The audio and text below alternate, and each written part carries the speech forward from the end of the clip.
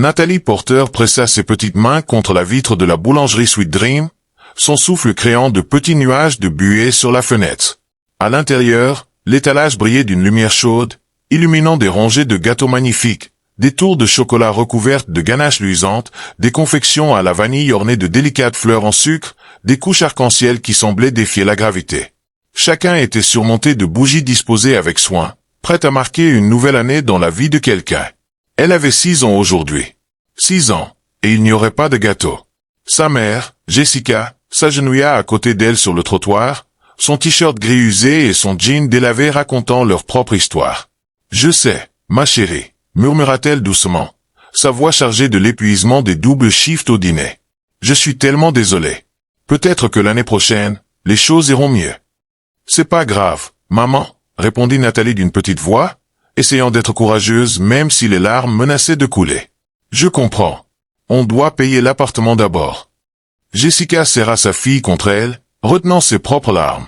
Elle luttait depuis que le père de Nathalie les avait abandonnés 3 ans plus tôt. Jessica travaillait toutes les heures possibles, mais ce n'était jamais assez. Ce mois-ci avait été particulièrement dur. La voiture était tombée en panne, et la réparation avait englouti les maigres économies qu'elle avait réussi à mettre de côté. Il ne restait rien pour les fêtes d'anniversaire. Aucune d'elles ne remarqua l'homme qui s'était arrêté à quelques pas, les observant. Nathan Crawford avait 32 ans et valait plus de 2 milliards de dollars. Il avait bâti sa fortune dans la tech, en créant une plateforme d'applications révolutionnaire qui avait changé la façon dont les gens se connectaient et partageaient du contenu. Dans les cercles d'affaires, on le connaissait comme brillant, déterminé et impitoyablement concentré. Il était en route pour une fête d'anniversaire, pas la sienne, celle de son neveu, une célébration élaborée dans un lieu exclusif de l'autre côté de la ville. Le genre de fête où les décorations seules coûtaient plus que ce que la plupart des gens gagnaient en un mois.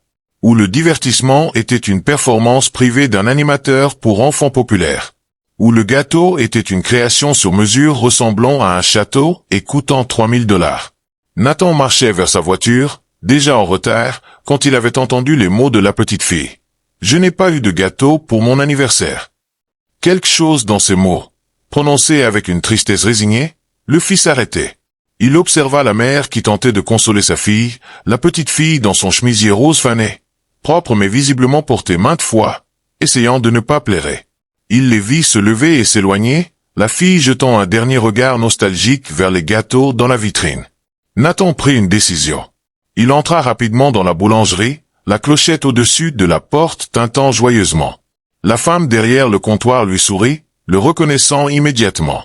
Tout le monde dans cette ville connaissait Nathan Crawford. « Monsieur Crawford, que puis-je faire pour vous aujourd'hui ?»« Ce gâteau, » dit Nathan en pointant le plus grand et le plus élaboré dans la vitrine, un chef-d'œuvre à 3 étages décoré de roses en crème au beurre et de fines arabesques. « J'en ai besoin tout de suite, et j'ai besoin de bougies, le chiffre 6. » Les yeux de la boulangère s'écarquillèrent. « Monsieur, ce gâteau est pour un mariage demain.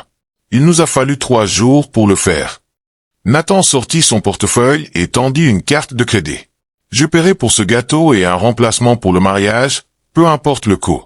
Mais j'en ai besoin maintenant. » 5 minutes plus tard, Nathan sortit de la boulangerie avec une grande boîte, marchant aussi vite que possible sans secouer son précieux contenu. Il repéra la mère et la fille à une demi-pâtée de maison, marchant lentement, la tête de la petite baissée. « Excusez-moi » appela-t-il. « Attendez, s'il vous plaît. » Jessica se tourna, sa main se serrant instinctivement sur celle de Nathalie. Elle avait appris à se méfier des étrangers, surtout des hommes bien habillés en costumes coûteux qui l'interpellaient dans la rue. Nathan les rattrapa, légèrement essoufflés. De près, il pouvait voir les rides d'inquiétude sur le visage de la mère, la fatigue dans ses yeux, la façon dont elle se positionnait protectivement devant sa fille. « Je suis désolé de vous surprendre, » dit-il rapidement. « Je ne cherche pas à causer des ennuis. J'étais derrière vous à la boulangerie et j'ai entendu ce que vous avez dit. À propos de l'anniversaire, du gâteau. » Il tendit la boîte. « C'est pour vous. Pour ton anniversaire, » dit-il en regardant Nathalie. Les yeux de Nathalie s'agrandirent. Jessica le fixa avec incrédulité. « Je ne comprends pas. Nous ne pouvons pas accepter ça. Nous ne vous connaissons même pas. Je m'appelle Nathan Crawford, et vous n'avez pas à l'accepter comme de la charité. » Pensez-y comme un cadeau d'anniversaire d'un inconnu qui se souvient de ce que c'est quand les choses sont dures. Jessica scruta son visage, cherchant le piège, l'angle, ce qui rendrait cela logique. Les hommes riches en costumes coûteux n'achetaient pas simplement des gâteaux élaborés pour des petites filles pauvres dans la rue. Pourquoi feriez-vous ça? Nathan resta silencieux un moment. Quand il parla, sa voix était plus douce, chargée de souvenirs. Parce que quand j'avais 7 ans, mon anniversaire est arrivé juste après le départ de mon père. Ma mère travaillait 3 emplois pour nous maintenir à flot. Elle a complètement oublié mon anniversaire. Pas parce qu'elle s'en fichait, mais parce qu'elle était épuisée, effrayée et essayait si fort de nous empêcher de sombrer. Une voisine l'a appris et a apporté un petit gâteau du supermarché. Ce n'était pas chic. Le glaçage était un peu de travers, mais ça signifiait tout pour moi parce que quelqu'un s'était souvenu. Quelqu'un avait tenu à moi. Il tendit à nouveau la boîte. Je ne peux pas tout réparer. Je ne peux pas résoudre vos problèmes ou faire disparaître vos luttes, mais je peux m'assurer que cette petite fille est un gâteau d'anniversaire. S'il vous plaît, laissez-moi faire cette petite chose. Les yeux de Jessica se remplirent de larmes. Nathalie regarda sa mère avec tant d'espoir que Jessica ne put refuser, même si elle l'avait voulu. Elle hocha la tête, incapable de parler. « Comment t'appelles-tu, ma petite ?» demanda Nathan en s'accroupissant au niveau de Nathalie. « Nathalie, murmura-t-elle. J'ai 6 ans aujourd'hui. 6 ans, c'est un âge très important. Je pense qu'il mérite un gâteau important, pas toi ?» Il ouvrit la boîte avec soin, révélant la création magnifique à 3 étages. Nathalie halta, et même Jessica émit un son d'émerveillement. « C'est vraiment pour moi ?» demanda Nathalie. « Vraiment et vraiment. Joyeux anniversaire, Nathalie. » Nathan fouilla dans la poche de sa veste et sortit son téléphone. « Mais vous savez quoi? Un gâteau aussi grand mérite une vraie fête. Où habitez-vous? C'est près d'ici? » Jessica hésita, mais quelque chose dans l'attitude de Nathan, dans la gentillesse sincère de ses yeux, la fit répondre. « Nous sommes à environ 6 pâtés de maison. Les appartements, Riverside. Me permettriez-vous de vous conduire? Ma voiture est juste au coin, et j'aimerais vous aider à porter le gâteau. Je détesterais qu'il soit abîmé après tout ce mal. » C'est ainsi que Jessica et Nathalie se retrouvèrent dans la voiture noire élégante de Nathan Crawford.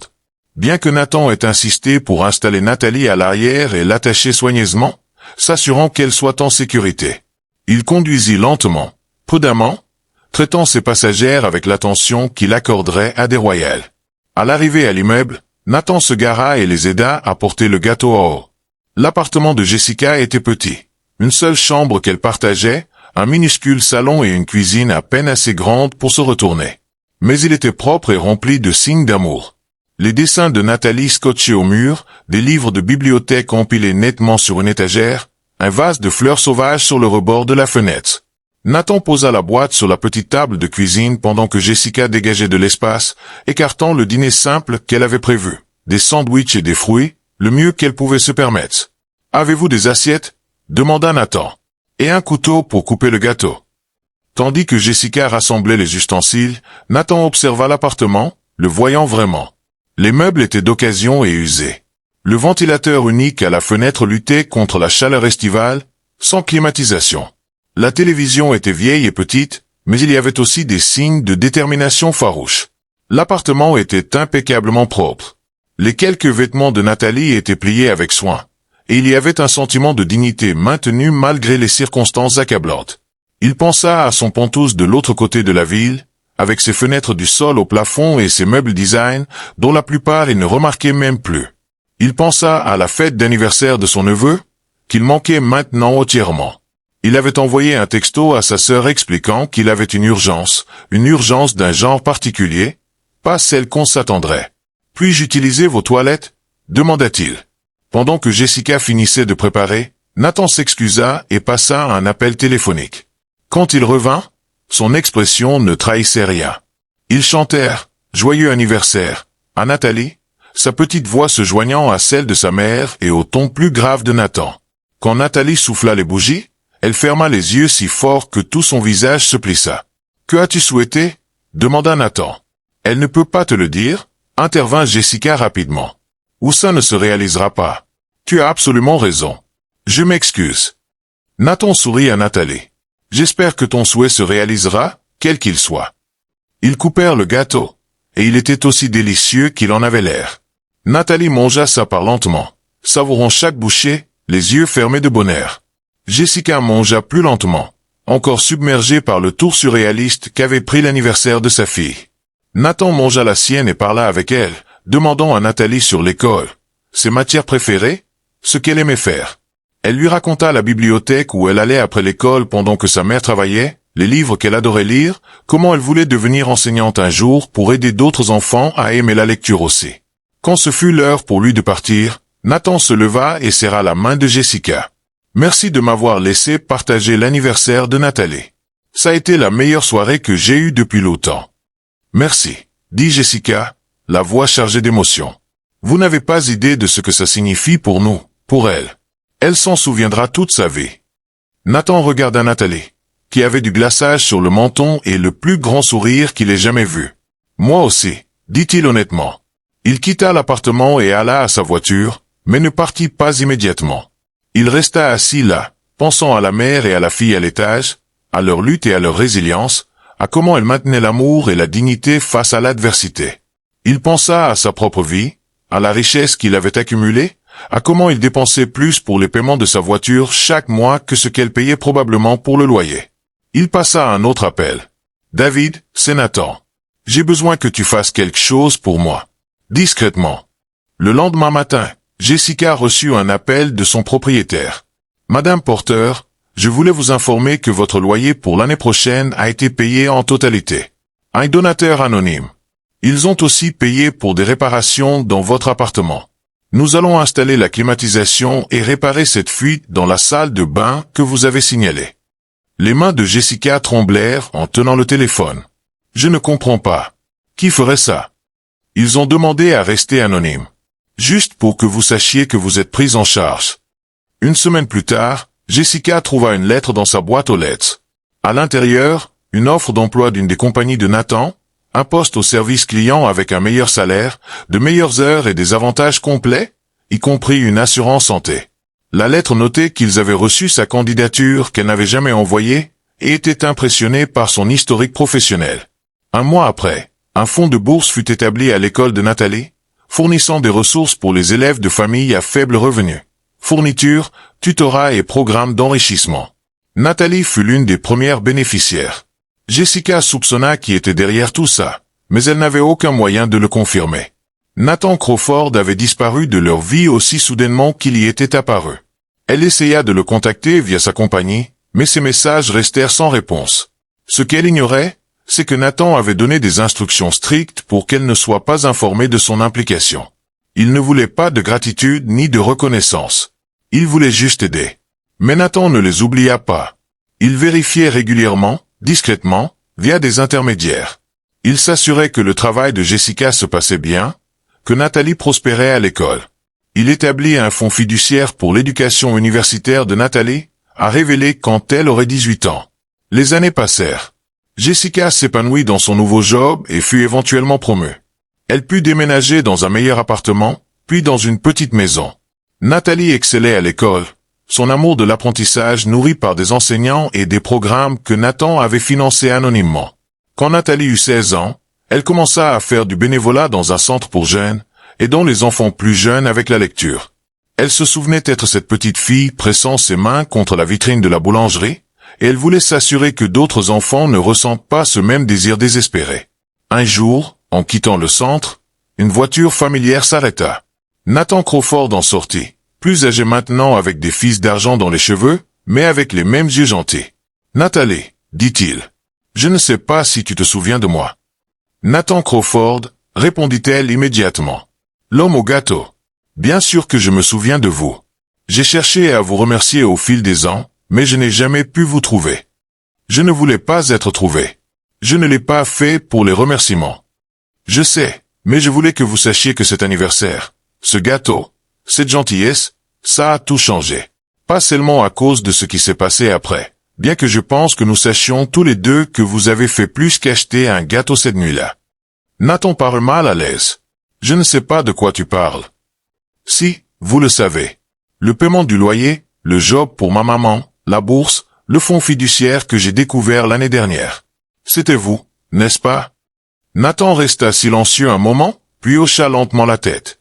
Ta mère travaillait si dur. Tu méritais une chance. J'avais les moyens de la fournir. Mais pourquoi? Vous ne nous deviez rien. Nathan réfléchit à sa réponse. Te souviens-tu de ce que tu as souhaité cette nuit-là en soufflant les bougies? Nathalie sourit. Je souhaite que ma maman n'ait plus à travailler si dur, qu'elle ne soit plus si fatiguée et triste tout le temps.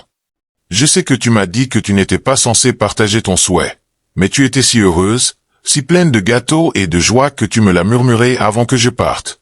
Et j'ai pensé, j'ai le pouvoir de réaliser ce souhait. Alors pourquoi ne le ferais-je pas?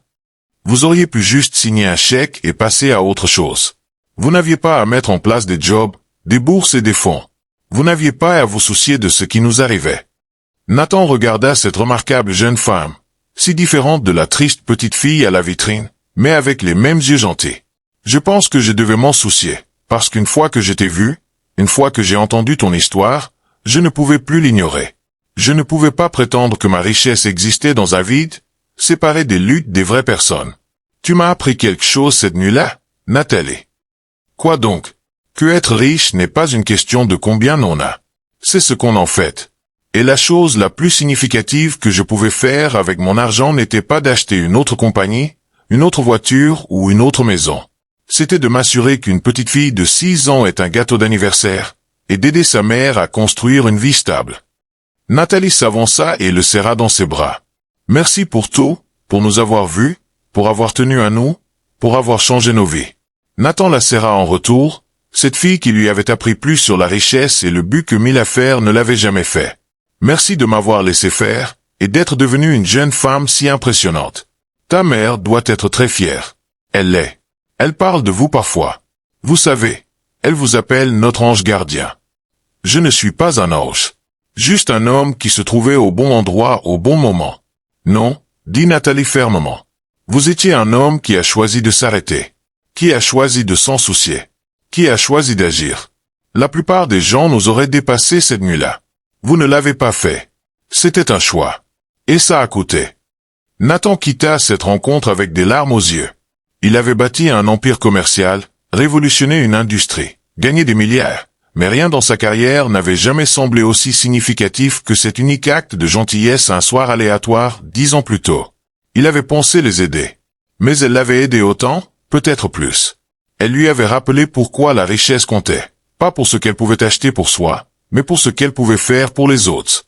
Des années plus tard, quand Nathalie diplômée de l'université avec mention et commença sa carrière d'enseignante, Nathan assista à sa remise de diplôme. Il s'assit dans l'auditoire avec Jessica, devenue une amie au fil des ans, et regarda Nathalie accepter son diplôme. Dans son discours de graduation, Nathalie parla d'un anniversaire quand elle avait 6 ans, où un inconnu avait vu sa tristesse et choisi d'agir. Elle parla de comment cet unique acte de gentillesse avait créé des ondulations, changeant non seulement ce jour-là, mais toute la trajectoire de sa vie. J'ai appris ce jour-là que nous avons tous le pouvoir de changer la vie de quelqu'un, dit-elle aux diplômés assemblés. Peut-être pas avec des millions de dollars ou des cadeaux élaborés, mais avec de l'attention, du soin, avec le simple choix de voir la douleur d'autrui et d'y répondre avec compassion. Elle regarda directement Nathan. Quelqu'un l'a fait pour moi, et maintenant je veux passer ma vie à le faire pour les autres. C'est ça, être vraiment riche. Pas en argent, mais dans l'impact que nous avons sur les vies des uns et des autres. Tandis que l'auditoire applaudissait, Nathan sentit Jessica serrer sa main. « Vous avez changé nos vies », murmura-t-elle. « Vous nous avez sauvés. » « Non, dit Nathan, regardant Nathalie recevoir les félicitations de ses camarades. « Vous m'avez sauvé. Vous m'avez appris ce que tout ça signifie. À quoi ça sert ?» Et il le pensait. Parce que ce soir-là 10 ans plus tôt, quand il avait entendu une petite fille dire « Je n'ai pas eu de gâteau pour mon anniversaire », il avait reçu un cadeau. Le cadeau de voir ce qui comptait vraiment. Le cadeau de comprendre que la vraie richesse n'était pas mesurée en compte en banque, mais dans les vies qu'on touche et la différence qu'on fait. Un gâteau d'anniversaire avait tout changé. Pas à cause de son coût, mais de ce qu'il représentait. Quelqu'un voyant le besoin d'autrui et choisissant d'y répondre avec gentillesse. Et ce choix, ce moment unique de compassion, avait créé des ondulations à travers les années, transformant plusieurs vies et rappelant à tous ceux impliqués que nous ne sommes jamais trop riches pour nous soucier, jamais trop occupés pour s'arrêter, et jamais trop importants pour voir l'humanité chez les autres. Parfois, La chose la plus puissante que nous puissions faire est simplement de prêter attention, de remarquer la triste petite fille à la vitrine de la boulangerie, d'entendre la résignation tranquille dans la voix d'une mère, de choisir d'agir quand l'action est nécessaire. C'est ce que Nathan avait fait. Et en le faisant, il avait appris la leçon la plus précieuse de sa vie, que le meilleur investissement qu'il ait jamais fait n'était pas en action, en compagnie ou en immobilier, mais dans le simple acte d'acheter un gâteau d'anniversaire pour l'enfant d'une inconnue, et de s'en soucier assez pour suivre jusqu'au bout.